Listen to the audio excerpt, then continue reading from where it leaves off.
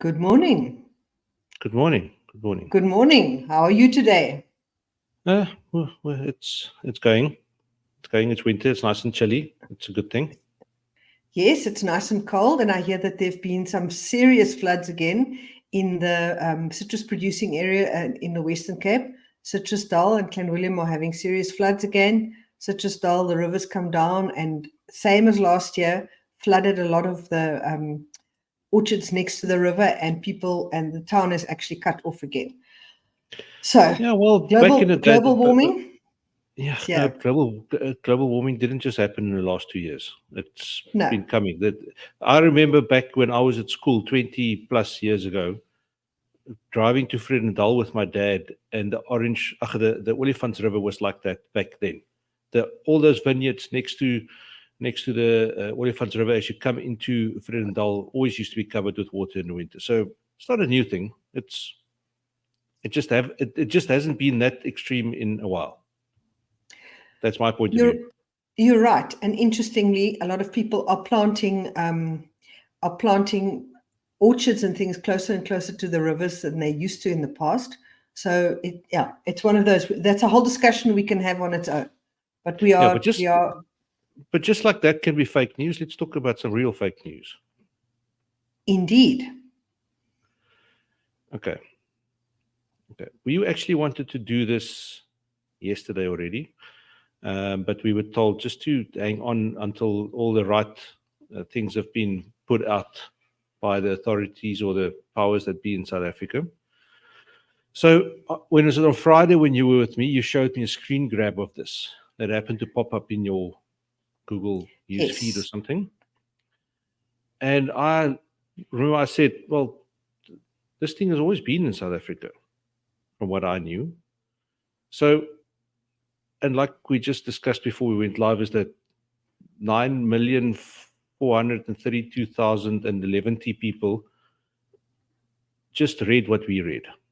And this is the headline and the first two paragraphs. So dangerous. Yeah, that was the 30th of May. So literally on Thursday, this was published. Yes. And you showed it to me on Friday. So dangerous citrus disease arrives in Kebega, which is Port Elizabeth for those who don't know. Appearance of African greening on orange and lemon trees in city gardens put squeeze on commercial farming. So immediately there's something there that shouldn't be there. But nothing squeezing anything at the moment. This caused the squeeze, this article. The dangerous African citrus greening disease has arrived in Kebega, and all possible biosecurity measures are in place to prevent it jumping across to the commercial citrus farming areas in the region. CRI said on Tuesday the disease has been spotted on garden citrus trees in a 15-kilometer zone across the city. Now, he doesn't report where this zone is. Across the city, and the aim was to keep it out of the Sundays River citrus farms and the citrus foundation blocks outside Kariga.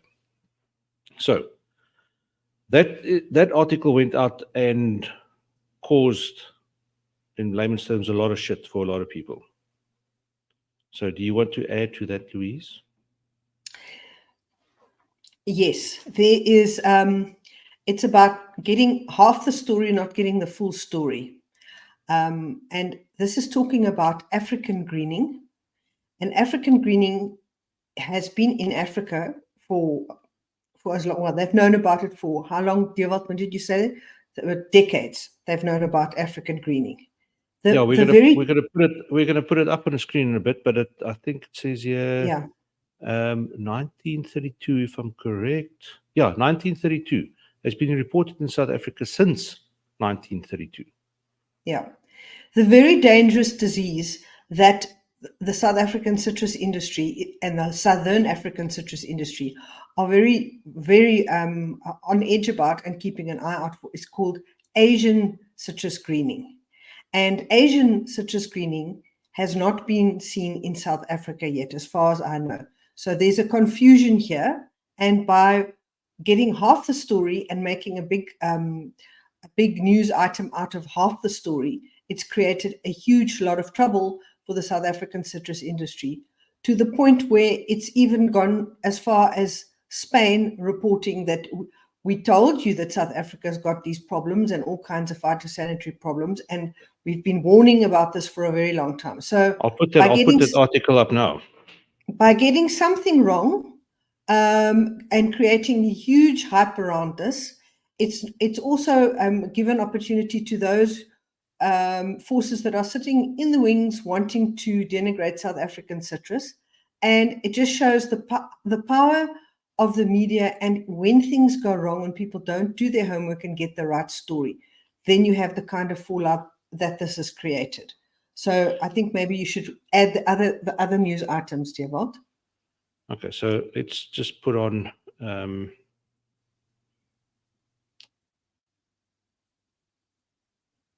see screen. I'll put the Spanish one on, and I want to say something.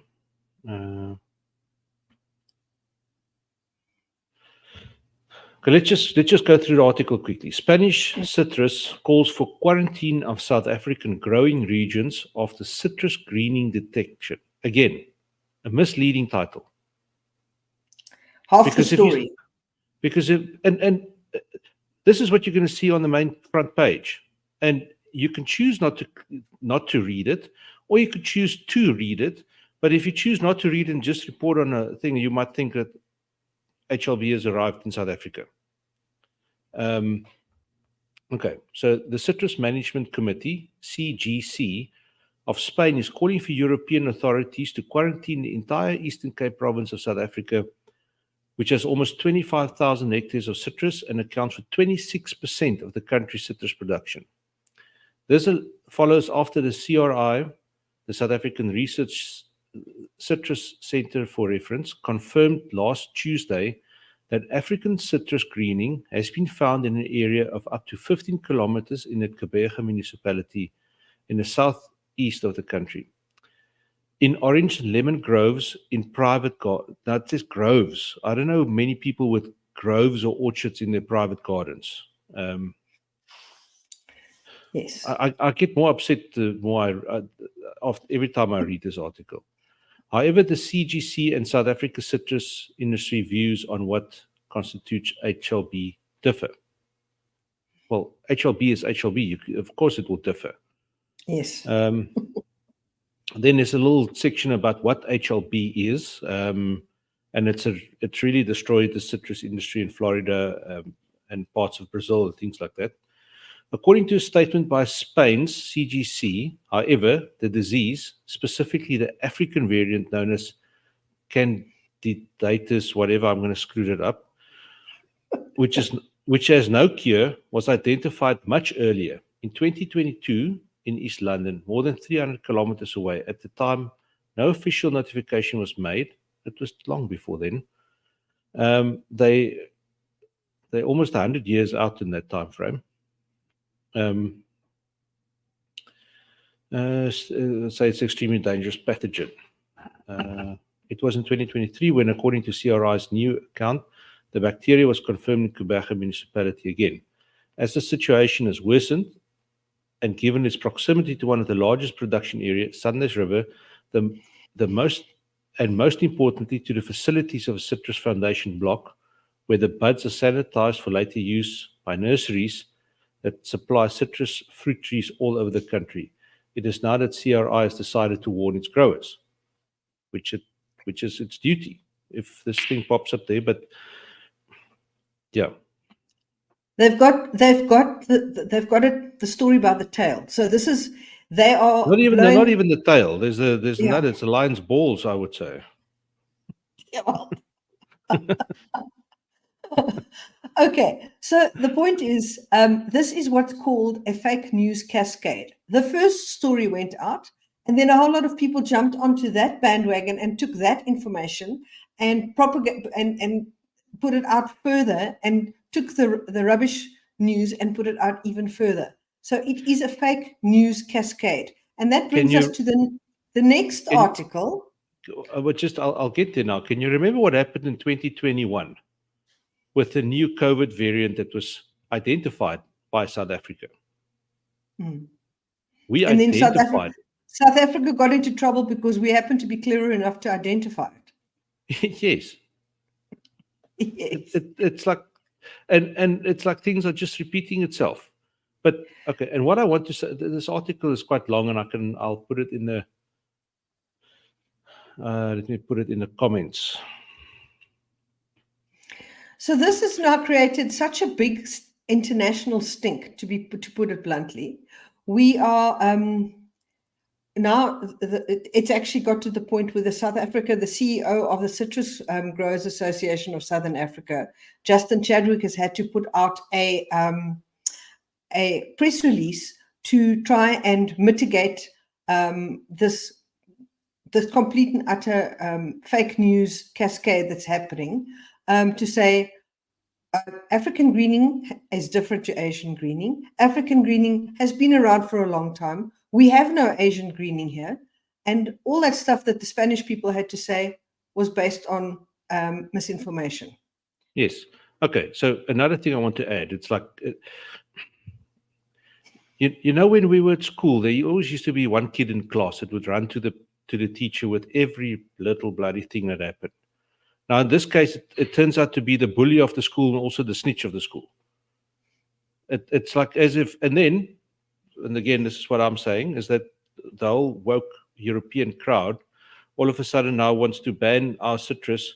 And then in 6 months' time, when all the people on the farms are sitting without work, they want to pray and have profile pictures with South African flags on and send blankets, where they could have just let everybody do their job. Yes, dear Walt. These things upset me. It is like that. Yes. So by one, and this is where journalistic integrity and ethics come in. One journalist did not check his details properly, did not find out the truth, got the two greenings mixed up, and created this whole fallout. And as somebody from CRI said, we would like to give them a clap. So, Yeah. let's just show how important it is to get the story right. And sensationalism does not help you in the long run, because it creates this kind of nonsense. So let's hope people are reading this article that says South African citrus industry clarifies no Asian citrus greening present in South Africa. So at the end of the day, let's hope people take note of that, and that this message is sent out internationally. We do not have Asian citrus greening here. We are working very hard to make sure it doesn't come to South Africa. And all the detractors must go and check their story and get it right. Yes. That's why we'd like to do what we do. Yes. Well, I think we've said our say about that. Is there anything you wanted to add, dear Walt? No, I think I've been very clear of what I wanted to say. Yes, you have. You certainly have. But we do want to end on a bit of a high note. Yes. Let me just find this as well.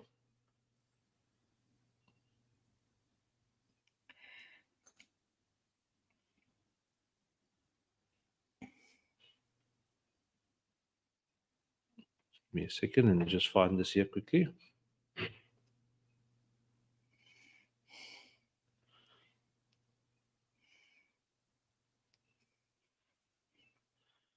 Okay, so a couple of things that's been in the workings for us is that one thing, we wanted to start doing this and the podcast, and that's all been going well, although we would like to do more of these live things if we're not too busy.